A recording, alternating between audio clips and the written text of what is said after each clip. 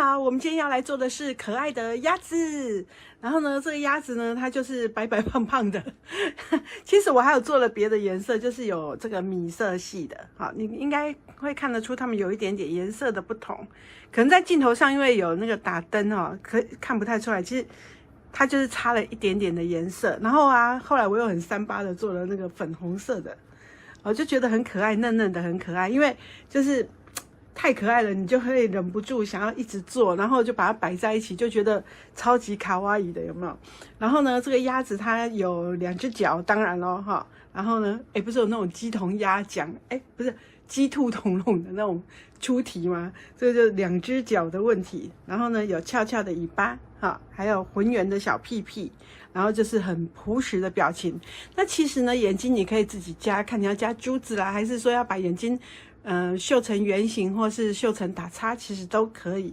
然后就是看你自己喜欢的感觉。那我们就是要来做这只不会很困难，但是就是做起来很疗愈的一个鸭子的玩偶。那有大小只哦，通常我是做了，你看我现在摆旁边是不是看起来很舒服？我平常会把它摆在我们桌子，我的那个工作桌的上面。那我是后来打算把它放到我们的那个店里的橱窗。所以先给你们看一下这个鸭子军团，有没有超多的？因为我每一个颜色我都做了4只，有4种尺寸。然后呢，就是3色，现在我有12只鸭子，当起来没啊？蛮多只的。好，我们现在就把镜头呢拉近一点，让你们比较能够看清楚我怎么做。所以我要瞧一下啊，这时候你们会觉得有点晕，不好意思啊。那它的这个用布料很简单，那它是水晶细，这个叫什么？超细水晶超细绒布。好，就是它就是非常非常好摸，相当的舒服，而且啊，像它这样子毛很顺，它有顺毛跟逆毛。好，可以很完整的呈现出鸭子的这种羽毛的这个质感，好，那种感觉。所以你在剪布的时候要注意哦，它有顺毛跟逆毛，所以你在剪布的时候你要注意，这是上面这样摸下来是顺的，好，反过去是逆毛的话呢，就是从下面就是下面，所以你要摸一下，它有顺逆毛，好，自己看一下。好，然后呢，我们就现在要来做这只了。准备的材料有什么呢？就是有它的2只脚胶，还有它的嘴巴，然后那个之后我们会做这个装饰领围的这个材料。那如果你不想要做这个也可以，你也可以用蕾丝啊或缎带直接打。然后呢，还有它的翅膀，2个翅膀，当然最后就是它的身体部分。好，那其实呢，我在做这一只的时候，我画这个版型有一点，一开始还有做失败的，就是那个弧度抓的不对，所以说你要让它刚刚好的那种屁股翘，刚刚好可以坐着，所以需要一点那个弧度的这种调整。好，总之你们也可以自己试着画画看。好，那我们现在呢就来从什么开始做呢？就从每一片的组合开始做。好，那鸭子就让它在这边呢，看来很舒服，就过去耶。来，先从翅膀呢，我们就从翅膀这样子的弧度开始车。我电没开，这边开始车，好好笑。你干嘛？好，开电了。它这个工业用车哦，它有那个灯光可以调那个什么亮暗，只是它就是我还在熟悉它，因为这个工业车比较快一点哈，不过还是 OK 的，它会自动回针。那我们现在有那个缝纫车，它是非工业车哈，速度慢一点，心脏不会跳动的太快，你知道，有时候涌开始起来惊起来，你知道吗？那个现在还在特价中，有需要的人可以去我的官网看。好，那台有自动回针跟自动剪线，还蛮好用的。没有自动回针了，对不起，那一台有自动剪线，蛮好用，不用像这个一开始车下去还会有点吓一跳。然后那一台还有速度可以调快慢，还不错。好，那总而言之，我们现在从这个弧度开始车，慢慢的车就好了。不要急哈，那这个车弧度呢，就是你速度不要太快，你也可以把针目调小一点，所以我要提一下刚刚的我说的那一台那个，我们现在在贩售那缝纫车是什么 H800吗还是什么的那一台，它就是可以调你的速度快慢，车这个就比较不会有障碍，而且那个也有定针哈，就是出去可以一针下一针上，还蛮方便的。这个缝纫机它就是这台，它是那个工业用的哦，它一针下去就是有时候会下，有时候会上，我还有点搞不定它。然后那个日本的那一台，那个我说我现在在卖的那一台，它就一上一下很好控制，会比这种好控制一点。好，然后呢，很快的我们就车好一个翅膀了，像这样子。那有自动剪线，我是觉得超方便的。我之前在家用那一台旧的那一台，它就是没有自动剪线，所以我就很想要再换一台自动剪线，因为我的工作，顺便聊聊天好了，因为我店里的工作室那一台就是那个车乐美的，然后就想说家里来用一台工业车不一样的，也是有自动剪线的，所以我才换。我想说车一下两台不同的感觉，就车这一台速度蛮快的，有时候会像我车这么久，有时候还会自己吓一跳，技术太差了，不能怪别人，不能怪缝纫机。缝纫机是好的，但是我技术没有那么好，所以还是车那种，有时候那种仿工业车哦就好了，就是有时候车这种弧度的地方要比较慢一点哦。好，我们很快第二片翅膀也车好了，那等一下我们一起来剪牙口哈。然后接下来呢，我们来车它的脚胶哦，它脚胶长得有点像一个鼻子，有没有？我自己在画版型的时候，自己觉得它长得很像鼻子，还蛮好笑的。然后呢，一样是车这个弧度，好，就慢慢的车就好了。其实做这个鸭子啊，为什么我这几天一直毛起来做？就是那个有时候啊，前阵子我不是都有出那个包包的材料包吗？然后做完之后就觉得有点累。累了又很想做手作，这时候你就是可以做一些这种疗愈性的那种小的手作物，你就会觉得很开心，会让你的心情很好。然后有时候像这个玩偶，它会塞棉花，你还可以一边塞棉花一边看那个电视，哦，就更快乐，都不用怕车到手。因为有时候在车东西的时候，我是听电视，那如果塞棉花呢，我就可以真正的看电视了。不知不觉话又多了起来，然后还有人给我留言说我很啰嗦啊，你是不会不要看，奇怪了。有时候来留言说我话多还是我很啰嗦的人，我都觉得你们是不是有毛病？要不然你就关静音嘛，对不对？有静音的功能。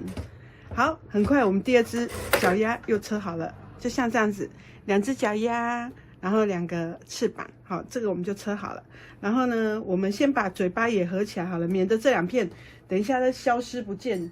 有时候你这种比较小片的东西，它就会不知不觉中消失在某处。好，那我们嘴巴呢要注意的，它是有上下边。那我会建议大家呢，在这个画版型画这个在布料的时候，稍微做一下记号，哪一边是上，哪一边是下。然后呢，这个鸭子呢，你也不要给它分开，这两片我们会一起剪嘛。那一起剪布的时候，你也不要分开，你就直接像这样子，好，给它翻过来，放上去，这边是上，然后这边就翻过来，放上去，这样你就不会弄错上下的那个方向了。好，那我们就开始车，先掐这边，好，我们就把嘴巴先合起来，这样你就不怕布料不见了。好，那这边也把它车起来。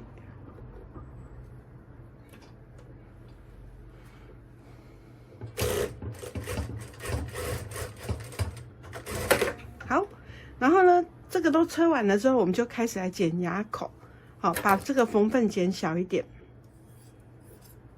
像这个，我们缝缝，你在剪布的时候，你可以把缝缝用大一点，然后把布料，剪开一点，然后在画线的时候呢，我们画精细，画精准，之后呢，对着线车完之后，我们再来把多余的缝缝修掉，这样你就不怕说不小心车的不好。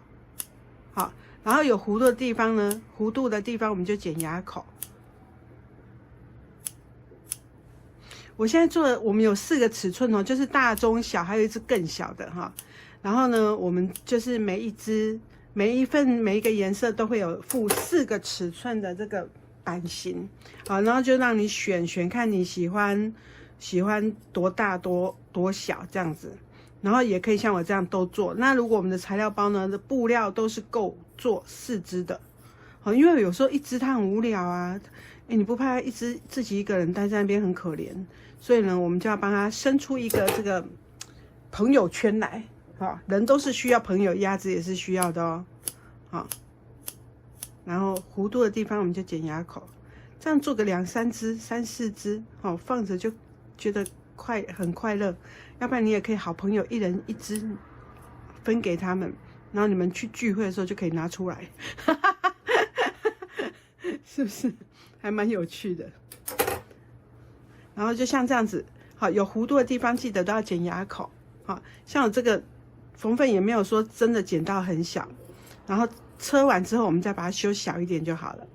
因为像这种布 QQ 哦，它比较不方便用锯齿剪刀剪起来不太好剪，所以我们把车完之后把缝缝再剪小，你就不用去剪那个锯齿，因为它软软的，它的缝缝不会让你的那个表面呢造成很大的那种角度。好，把它敲一敲就好了。然后有弧度，像这里有弧度的地方，好，一定要剪牙口。然后呢，像这个尖的地方，凹进去的地方，这个地方也是一定要剪牙口。所以翅膀要剪牙口，就是上面这里这个凹下去的弧度，跟这2个尖的这个凹进去的地方，好，就是2个圆弧的交接处。这咖哈，不是这咖，这只鸭子我会花很多时间做这些事情，而不是一直车，因为它车线没有那么多。好，所以要剪给你们看，你们才能够做出比较漂亮一点的鸭子。就一些小细节要注意一下。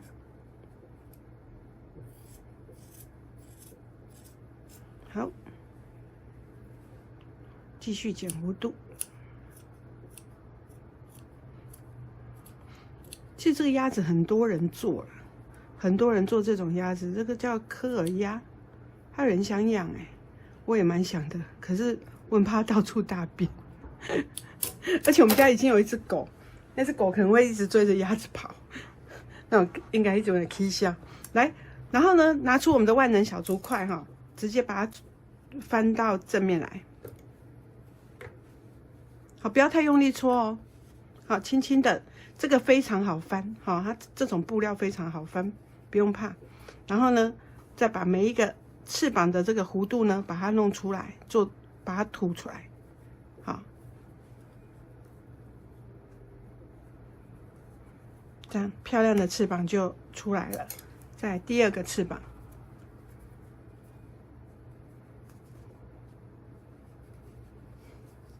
这一咖，不是，我一直说这一咖已经讲习惯了。这只鸭子呢，会用到车缝的地方其实不多，所以呢，如果你喜欢手缝的人呢，你也可以用手缝哦，哈，不用担心，不会太难，不会说缝到天荒地老哦，都还没完成，你也可以手缝。然后脚鸭子呢，就要把这3个把它的蹼给那个搓出来，好，像这样。超级好翻的，它就算是那个最小的尺寸的鸭子的脚蹼呢，还是一样很好翻。因为这种布料它有顺逆毛哦，它会有点帮助你往前推的感觉。等你们真正自己做的时候，你就知道我在说什么。好，像这样子。然后呢，我们的翅膀脚我们会塞一点棉花，让它有点胖胖的。翅膀就不塞棉花了，没有人翅膀一起净起来吗？好，所以我们翅膀是不塞棉花的。这时候呢，我们会有2条这种压线。那这个压线呢，你其实我会建议大家不要用尺，不要用笔画，我们可以拿锥子，好，直接，因为我刚刚不是说这块布有顺逆毛吗？我们可以在上面呢，直接用锥子这样画线，它会隐隐约约呢，看到这个灯光，你们有没有看到？它会有这种2条线的感觉。我不知道这样你们看不看得清楚？我现场是看得很清楚，它会有隐隐约约被刮过的这种2条线的感觉，你给它蒙蒙的，可不可以啊？哈，你看它摸一摸，它会消失。可是你给它刮过去，它就有痕迹。所以这时候呢，你就可以用这个锥子呢，不要用笔画了，因为它这个纯白的，你用笔去画它的话，就算是消失笔，我自己是不是很喜欢？因为用这个方式就可以了。所以你可以用锥子把这2个弧度给画出来，然后呢就可以开始压线。那压线呢，就是我没有压到底就是让它有一点距离感，比较活泼一点，没有压到最下方。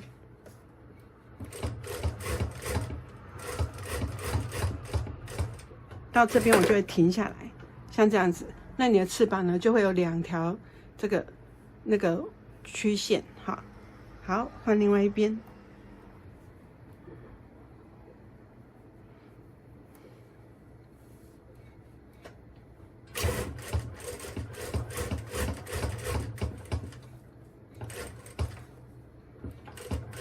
换另外一边，把它压出2条装饰线。好，接下来呢，我们就把这2个翅膀正面对正面，好，就是你刚刚压线的地方就是正面，好，正面对正面，把它放好，然后把上面车起来。那你在车的时候，不要一开始从前面车，因为我刚刚说这个顺利毛，它会有点滑滑的感觉就是你在车的时候，有时候它会小块感觉小块造物啊，所以我们等一下起针的时候，我们是从中间，从大概过来大概0.5公分这边开始起针，把它固定，这样就好了。好，不用你从一开始的话，它很容易因为有点厚度差，它会有点滑开。好，那时候你的2只翅膀呢就不能够平平的贴在一起。好，所以我们就从中间大概下来0.5公分的地方起针，然后就开始把它车起来。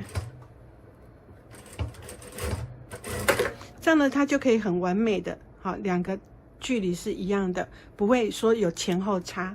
好，接下来呢，我们就要开始来塞这个角胶的棉花。那角胶的棉花，我要教你们怎么塞呢？就是说，你不要一次一大坨进去。我们先把你们把角胶看成一个段落一个段落，就是1、2、3、4坨小棉花。这样子呢，它们4坨小棉花，每一个都可以把这个尖端塞紧因为我们的是空心聚酯棉，它的质感很好，蓬度也好，但是呢，它弹性也好。如果你一大坨进去的话，它会变成没有办法深入到这个缝隙，所以我们就会把它分成小坨小坨。好，再说一次1、2、3、4，一个脚掌之后呢，我们的脚再一个一个慢慢塞进去。所以我们就先拿小坨一点的去塞这个尖端。好，然后要塞的时候，这个洞口很小，你这样塞它很难塞进去，因为它2个都是软的东西，你就很难塞。这时候呢，你就把你的手握成一个圆圈握成圈圈之后呢，把这个洞口打开一点，然后把棉花放在这里，然后呢，拿锥子搓不是拿锥子，拿筷子给它搓一搓之后，它就会进去了。你看，好，一进去就好商量啊，好，直接可以搓到底。好，是要进去那个洞口的时候，有点不太好进去。好，再看一次好，先把你的手握成一个虚虚的一个空间然后把它的脚轻轻的握着，不要握紧握紧的话你塞不进去和喜美，就是空空的这样，然后放着，然后把你的这个筷子呢拿进去搓进去之后呢，这时候我们就可以感受到棉花跑的方向。好，这时候中间的已经进去了，我们这时候就要把棉花往右搓。好等一下就再往左搓。就教大家怎么塞棉花啦。其实这也没什么，搞不好你们自己也很会塞棉花。只是我发现有些人车没有问题塞棉花塞得很丑，感觉那只鸭子跟它生肿瘤赶快了，那就不好了有时候之前做那个小熊也是，明明车的时候还好怎么棉花一塞进去了，整只熊都变形了，真的是看着盖可怜。好，你看这个鸭掌棉花不用塞太多因为你塞太多它会规个溅起来，跟它又不是气球，它是脚掌只是我们走可爱路线，给它塞一点点棉花要不然鸭子的脚其实也是很扁的，对不对？然后呢，当我们的脚掌都有棉花了之后呢，好，都像这样蓬蓬的有棉花之后，我们再来塞它的这个脚踝。哎，这算脚踝吗？小腿。哎，鸭子有小腿跟大腿吗？它好像就是叽叽等等。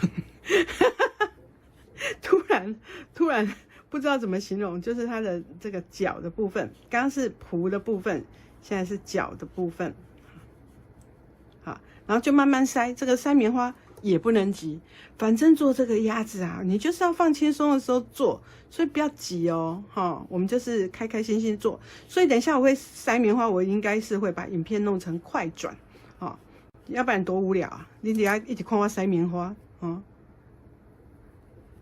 只是要第一只脚啊，要塞给你们看，你们才知道能够怎么样去塞出这样软 Q、蓬蓬的感觉。好，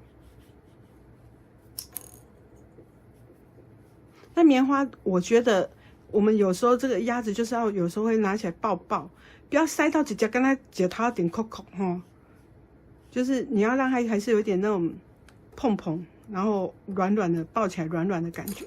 好，就像这样子，我们一只脚就塞完了。好，那我等一下来塞第二只脚，那我就会剪接一下哦。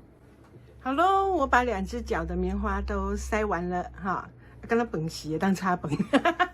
好，我们现在来把那个什么，它的上方呢，把它车缝起来，好，把它不要让它开开的。等一下我们要拼接到那个鸭子的身上呢，会比较好车。把这个布旁边它如果有点 Q 进去，你要把它放好不太会 Q 进去啊，就是哎喂，我天哪，他又给我刚没有弄好，线又给我断，又给我跑出来。这没有自动穿线真的很烦，就是又要说那台缝纫机它有自动穿线，我真的是很想它了。这没有自动穿线，像我们这种老花眼的人就很吃力啊。哇，一次成功，掐弄一波，好。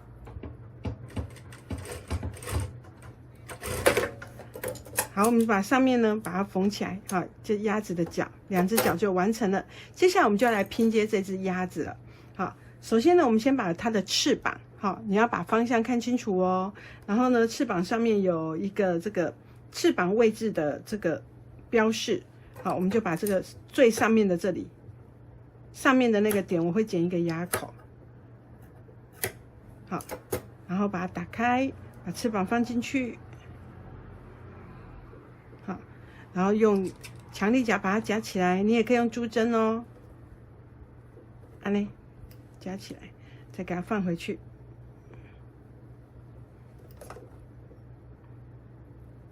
接下来呢，我们要对的这个是这个嘴巴的部分，因为嘴巴有剪接线，所以我们剪接线要对好，好，把剪接线对好。那你对好之后呢，最好还再把它打开看一下，看有没有对齐。像这样子对好之后再给它打开，然后呢 OK 了，我们再用夹子把它夹起来，不要忘记下面还有一层，一样对好，然后打开看一下有没有对齐。好，只要对准这3个就好了。然后把它放好之后，我们就要开始车鸭子，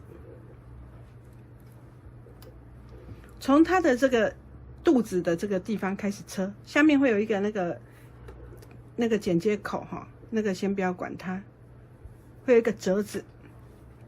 好，开始车喽，车鸭子的肚肚，好，然后就慢慢的车，不要用力拖，不要用力拉，好啊。但是它没有什么这块布没有很大的弹性，所以它是很好车的就是不用担心说的它会车的一直伸缩还是干嘛，都不用担心，就顺的车。然后跟着这个弧度，好，它的脖子的部分，慢慢的转过来，转到嘴巴的地方。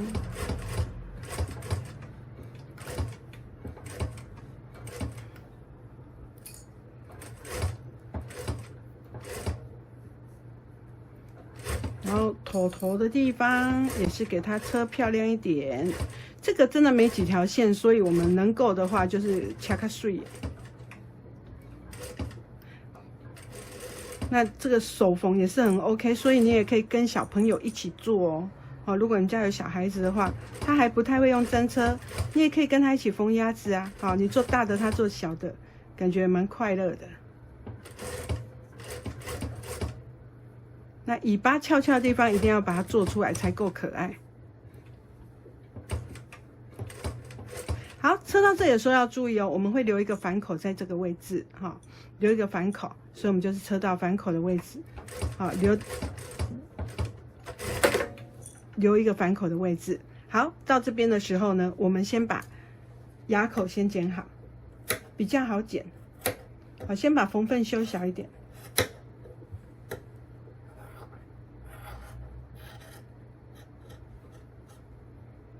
把缝缝先修小一点。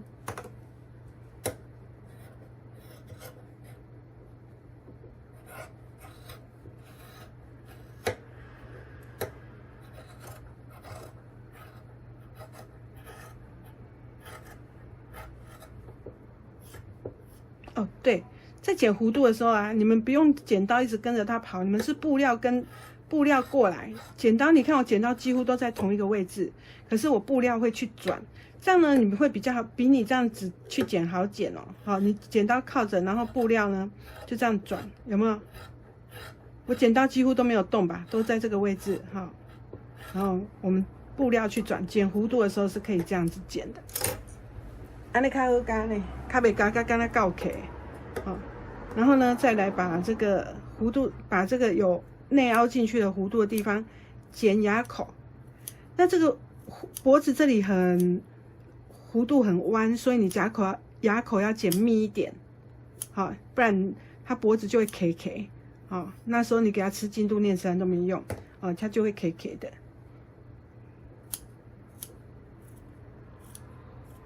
那背后也是，后面的脖子，好，还有尾巴翘翘的地方，都要剪牙口。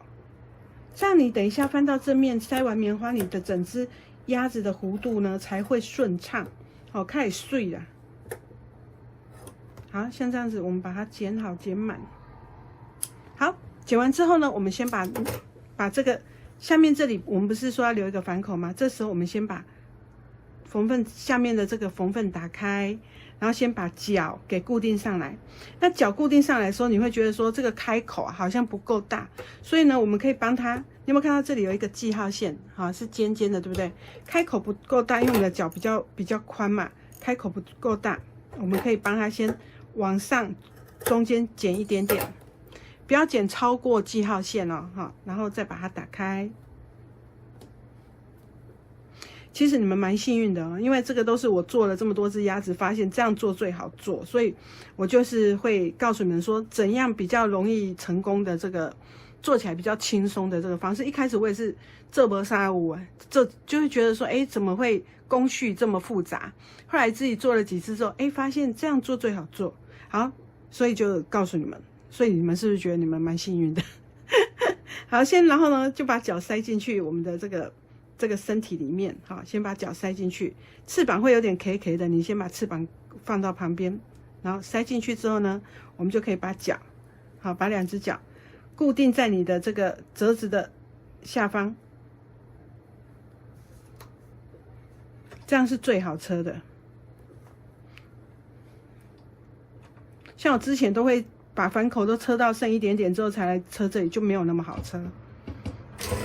好，然后这只脚再固定上去。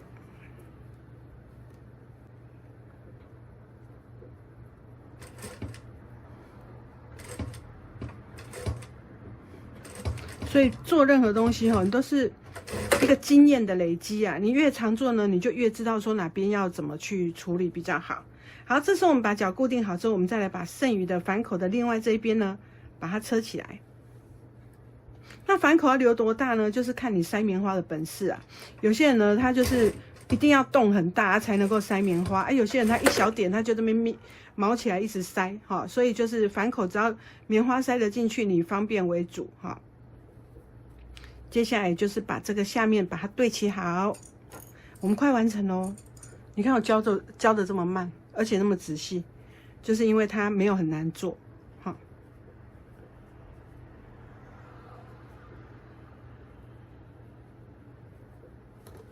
然后把它车起来。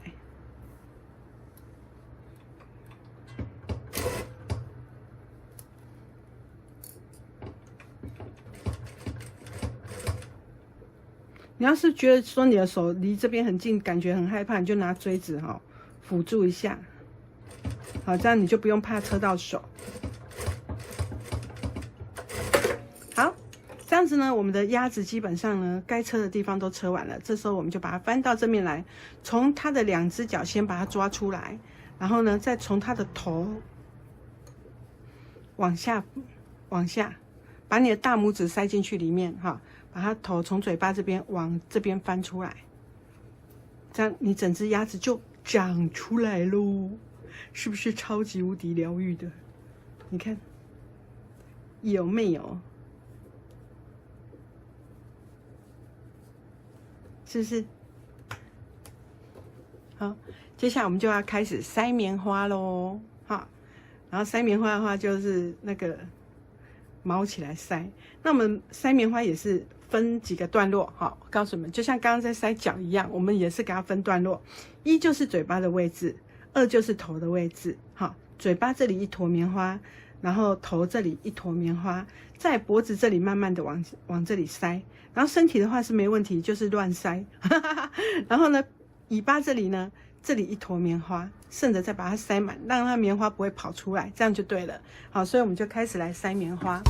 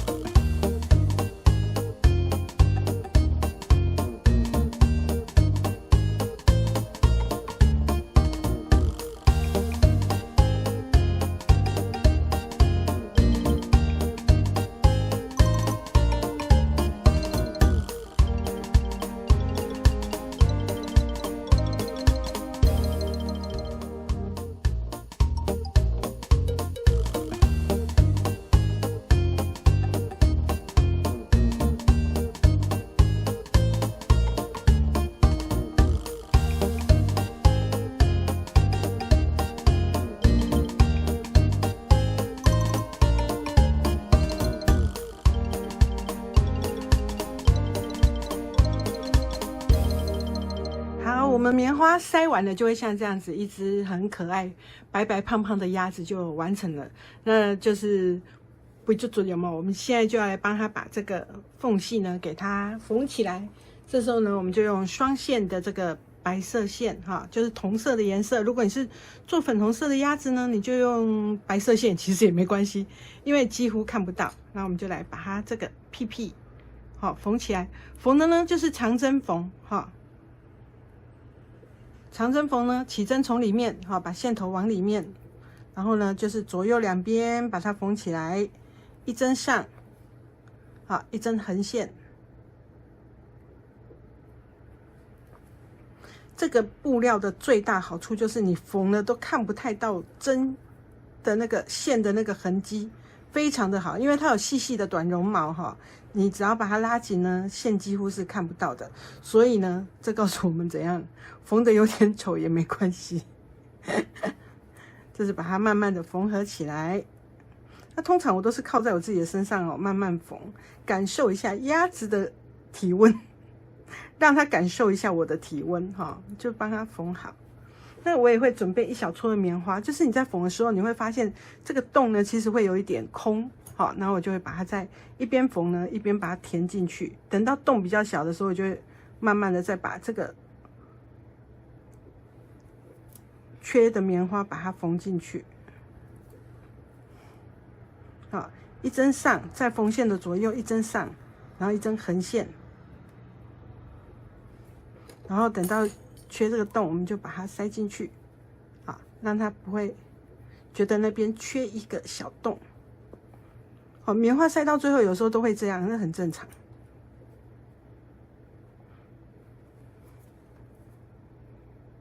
因为你塞到太爆的话，你根本很难缝。好，所以我们就是这样子，一边把它缝合起来，一边补足不够的棉花，好，让它的屁股呢，整个就是觉得是很有肉的。我们家的棉花真的品质超好，白色又咪咪。你知道有些，而且我们的弹性很好，所以呢，你看我塞了很多棉花，这只鸭子呢本身还是能 Q 的，哦，不会硬邦邦。有些没有弹性的棉花呢，你一塞进去，它鬼脚必定的，当提来啃就啃拍狼，有没有变成行那个会飞的那个武器了，鸭子武器。然后呢，有些棉花是很可怕，它是灰色的，你也不知道它的原料是什么。我们都是原棉哈去打的那种。空心聚酯棉，就质感真的很好。因为我都有请工厂哈，就出厂的时候呢，再帮我多打一次，让它更蓬松一点，好，就贴个工资，好，请他帮我再多弄一次。所以我们那个棉花都有那种外县市的朋友是专门跑来买我们家的棉花，真的，因为我自己有在做哈，就觉得这个品质，棉花品质要是不舒服，都开心在做不松快。那棉花如果久了呢，它会沾湿气。我以前曾经在那个抱枕的那种教学里面哈，曾经讲过，你就去拿去晒一晒，然后把它拍一拍，它就会恢复它比较能够恢复它原来的弹性。因为我们台湾啊，就是湿气重嘛哈，然后棉花的纤维也会被你压扁，所以你就是把它打一打，拍一拍，拿去晒太阳，让湿气出去，这样就好了。好，结束的时候呢，也不用打结，就是在这个缝线上呢，反复像这样子，好，穿个2次线，它就会很牢了。接下来呢，就把这个尾巴的部分呢，再把它搓一搓，好，让它圆一点，这样就好了。有没有很可爱？有没有？是不是？鸭子。接下来我们来缝眼睛喽，哈。那缝眼睛呢，是比较多人可能就是说，哎，眼睛要怎么缝？那其实也没有到很难呢。首先呢，我们先把这个绣线呢，好，用大概2股或3股线，好，就是我们绣线来的时候，它可能就是好几股绞在一起，那我们就是把它拆开，拆开完之后呢，就像这样子，好，会得到那个2股或3股的线都可以，就是看你要缝几次，然后把它对折，好，然后再去穿那个针，好，那因为我怕一下子针没有穿好，要穿很久，所以我先穿好。那这里呢是折双的部分，哈。这里是双的部分，这里是开的地方，那我们就从眼睛的位置呢，好，把它这样子缝上来。这个开的部分呢，我们就穿过去，这样就不用打结了。好，你就不用打结，然后缝你要的眼睛的感觉。好，我就说你可以缝1字，你也可以缝10字，好，随便你。然后呢，第2针的时候，我们就把它穿到对面去。穿到对面去的时候，我们要看一下这个针呢有没有平行。好，然后呢还要看这里的长度有没有一样。所以呢，像我这只竹筷子，它刚好后面有刻度，后面有一颗一颗的，我就会拿这个去比。就第2个刻度过来0.5公分，那我就会去比一下。太前面了。好，那你当然你也可以用尺量啊，我只是尺收起来懒得找，然后就把它拉过来，稍微用一点力让它眼睛凹下去。好，然后这里眼睛也是一样，穿过来，好，让它眼睛有点凹下去，好，比较可爱啊。你要让它凸眼睛也是不行，也不是不行，就随你。你要把它缝成那个眼睛会动的也可以，还是缝成一颗珠子，当然也可以，就随你们便。然后当你这样有点拉下去的时候，你就可以在同一面了，反复缝，让它眼睛呢，你要眯眯眼，还是要比较大一点的眼，好，随便你。这个东西就真的是很看个人感觉，你爱安怎就安怎。那你也不要拉到都整个深陷进去哦，不要2个变背对背，那也蛮可怕的。那个眼睛看起来3天没困都凹陷了去啊。那总而言之呢，眼睛还是要稍微对称一下。如果你这边这么粗，另外一边也就那么粗，好。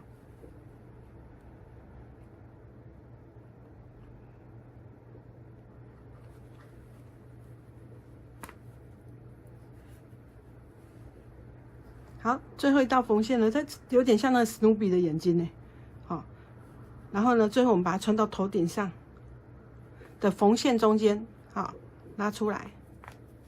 拉出来的时候呢，请你用力往下拉，往上拉，把你的压头压扁，把压头压扁，哈，然后把你的线呢拉紧之后，压头压扁，剪贴，它线头就会跑进去，这样就好了。好，那我们的这个鸭子呢，基本上就是完成了。剩下最后一个什么步骤呢？就是帮它上腮红咯。那我就是来帮它化个妆，看让它可爱一点。你可以用安娜素颜的你，上个腮红让它更可爱。那当然就是我们材料包里面没有附腮红，你要自己想办法找哈，要不然你就是不要给它上腮红，也就已经很可爱了。说实在。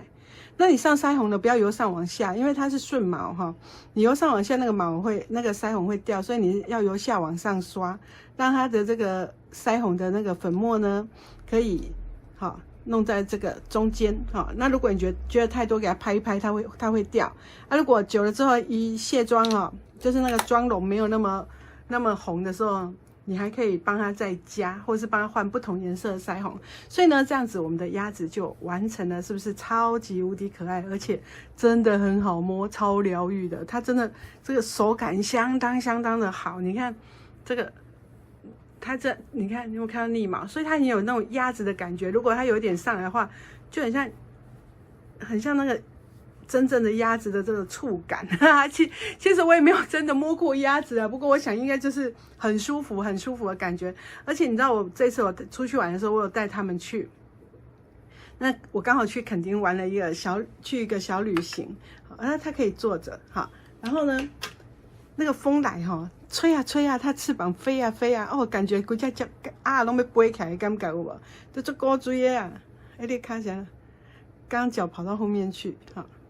这样子，你看它就可以站着，可以坐着了，不是站着，可以坐着了，是不是超级无敌可爱呀？所以就真的很喜欢这只鸭子。那我们可以帮它做装饰，就是可以帮它加个蕾丝啦，还是加个领巾啊，还是帮它干嘛都可以。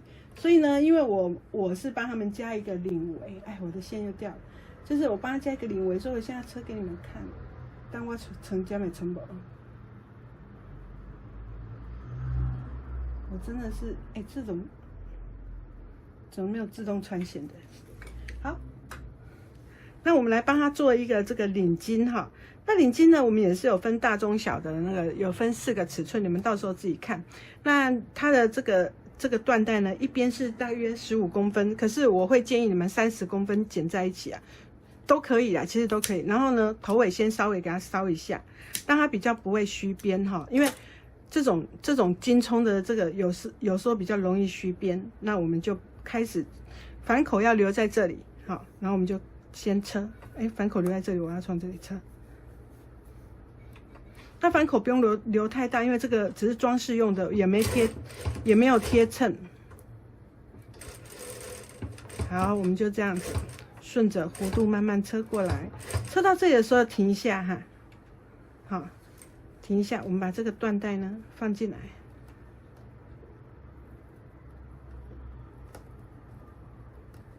给我进去，你干嘛不进去？好，放进来，放到这个边边这个位置。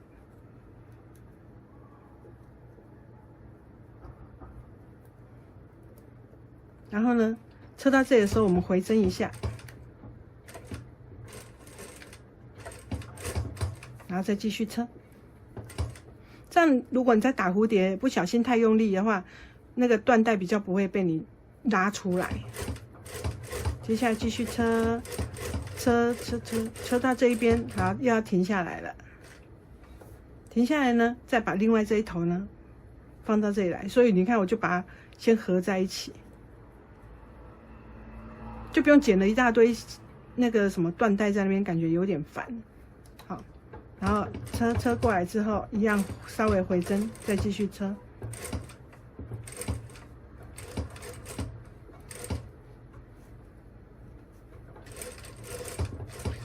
那当然，你也可以帮它做成那个三角巾的模样，哈，都可以的。好，车完之后呢，我们就来剪牙口。那我们剪牙口的时候，我们注意哦，这个地方呢，缝缝我们不是都会把它这个地方缩小吗？因为下面有缎带，所以你要分层剪。好，你不要一下子就把那个缎带的头给剪断了，这样有时候呢就容易打蝴蝶结的时候很容易把它扯坏掉。所以我们这里就要分头剪。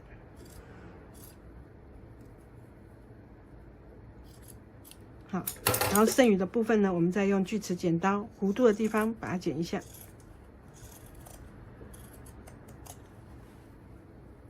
也是小心不要剪到缎带哈，这样你的使用寿命会久一点。然后把它从反口翻到正面来，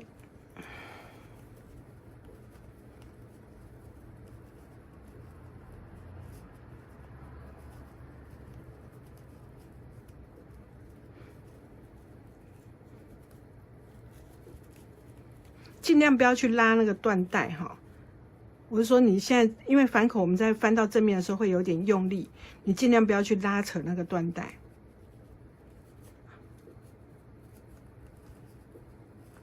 好，再来另一头。我的小竹块拿来搓一下。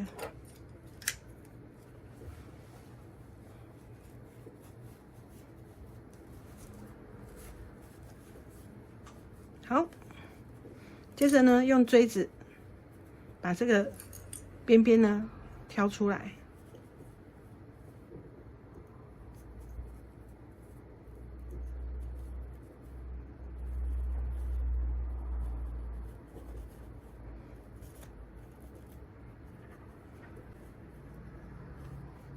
当然就是说，你会觉得车这个领围感觉有点费工，有没有？会不会比鸭子还难车啊？但是有时候就是加了一些小配件呢，就会觉得更加可爱啊！我忘记剪牙口，我是咧去噶，我还真正是悲气，我再翻回去。等一下，好了，我刚耍笨哦，就是这个地方我们一定要剪牙口。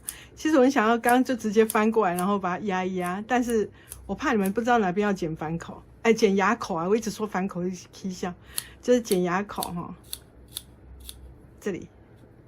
这个地方要剪牙口，然后我们再把它翻到正面来。不好意思啊，刚刚就是我会把这一段呢，就是我没有剪牙口翻到正面那一段，我也是保留下来不会剪掉。我要告诉你们，就是说不剪反口是不剪牙口是不行的哈。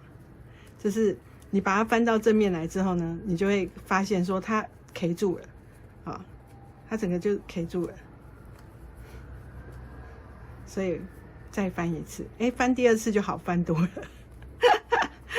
算是自我安慰吧。哎，人生总是有让你意想不到的事。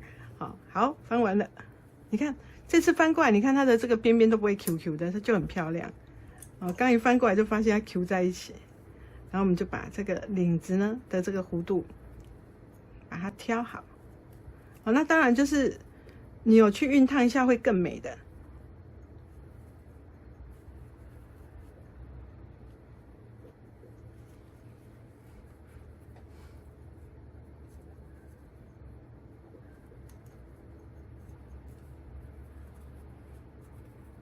来，像这样子，它的这个领子呢就已经小圆领，就给它长出来了，很可爱吧？好，然后把这里的地方折进去。刚刚因为翻来翻去，所以它有点虚边，没关系，等一下再来弄。好，然后我们就来压线。那你可以先去烫一烫哈，让它的这个领型更漂亮一点，你比较好压，比较好压线。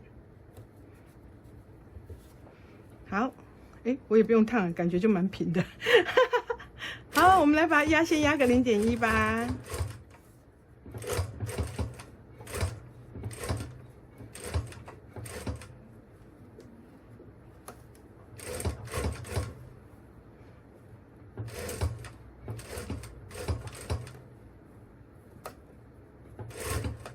来。就压0.1哈，然后这个弧度的地方呢，把它剪得漂亮一点，这样。刚刚因为整个人太放松了，有没有？完全忘记说还有一个地方要剪压口，真的蛮好笑的。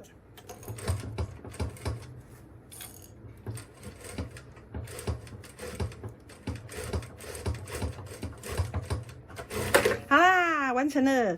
然后呢，这个领口之后呢，我们要打蝴蝶结。那打蝴蝶结，大家会打蝴蝶结吧？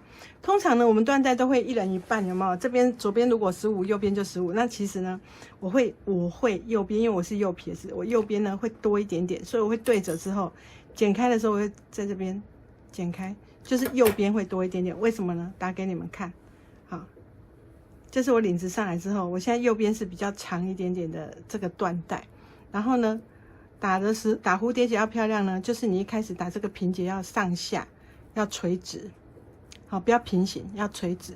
那垂直之后呢，这个弄成横的变成平行，上面垂直去绕它，因为它要绕它，所以它需要比较长一点点，好，所以呢，我就会这样子打出一个很漂亮的蝴蝶结，有没有？这样呢，两边的这个角呢。蝴蝶结的角就会比较差不多长，有没有看到？好，当然我还是会修一下，就是说，因为我想要让它有点尖的这个角度，好，然后呢，这个尾端呢，再把它烧一下，让它不会虚边。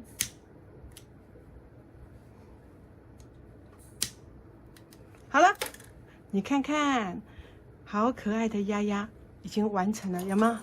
所以呢。我的丫丫家族呢又多了一只，这一只就是托大家的福啊，然后就是因为有做这个这什么教学影片，所以呢我就又多做了一只丫丫，是不是超级可爱的？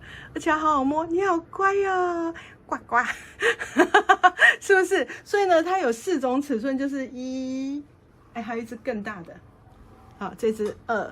那他们身高，我会在官网上面有标示，好，然后3，这2只是一样大的，然后第3只跟第4只，好，就是有4只不同尺寸的鸭子，然后它反正有米色还有粉红色，我觉得粉红色其实也很可爱呢，你看。有没有就很嫩的感觉？就是可以有不同的那种味道啊，所以我是觉得，其实大家如果有时候做袋子做到反了啦，还是对不起撞到那个，我想要把手机拿下来给你们看一下。就是说有时候大家如果做到反了，还是想要做一些比较疗愈性的，这只鸭子得病它翻倒了，就可以做一些鸭子起来玩，还蛮可爱的吧？所以呢，喜欢这些鸭鸭嘛，你们可以自己动手做，就是真的超级无敌可爱。那当然你也可以到我们的官网去订购材料包，好，然后就我们就一起变成养鸭人家吧。好啦，欢迎大家来一起手做哦，拜拜。